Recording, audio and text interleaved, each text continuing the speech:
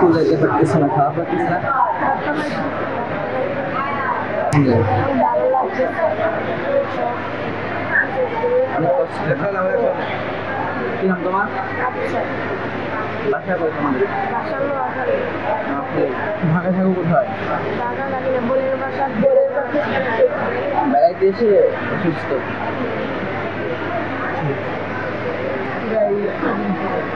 ওইখানে সে যখন 5 তারিখে গোলাগুলি হচ্ছে সরকার বিরোধী দেখতেছি, তখন সে বাইরে আন্দোলন করছে। আমি যখন পরেতে আজিমপুর থানার থেকে তারা সরাসরি কোনো বড় পরিবর্তন নয়, ভালো নয়, ছেলের এই জায়গাটা তৈরি করতে হবে।